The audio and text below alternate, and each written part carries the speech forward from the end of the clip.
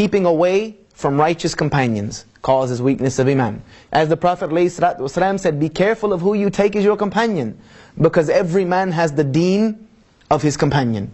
Every man has the deen of his companion. If you tell me my best friend is a Christian, I'm going to tell you have a problem. I'm not saying we can't be friends, we can't be companions, but if you tell me the person you spend the most time with is someone who does not remember Allah Azza wa Jal, does not remember Allah the way you should remember Allah, then guess what? Your iman is going to suffer because of that, whether it's now or later on down the road. Because one thing I do know, in this life, either you're giving da'wah or you're getting da'wah. One of the two. So you need to be aware, because at one time you're going to be doing both. You'll be getting it and you'll be giving it. So you need to be aware of what you're giving, and you need to be aware of how you're getting the da'wah.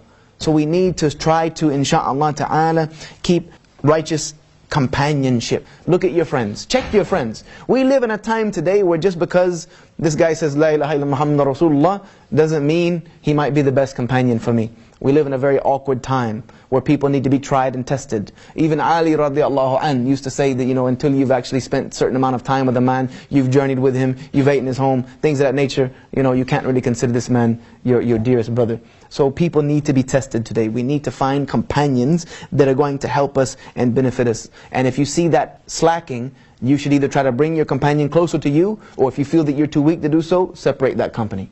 Separate that company for the sake of Allah Azza wa Jal, and let somebody else come and try to nourish that relationship. Because if not, you're both going to get dragged into the ditch.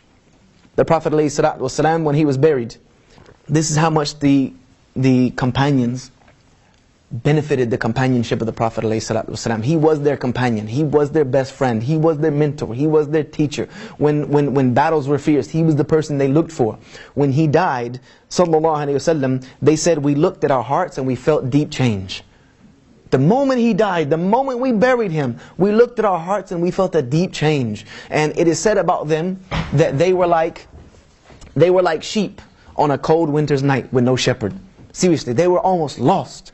Even Umar lost it on that day, because this loss of companionship of the Prophet ﷺ hurt them so much. These are the type of companions we should try to get. We're not going to find anyone like the Prophet ﷺ, but we should check our companions. Check your friends.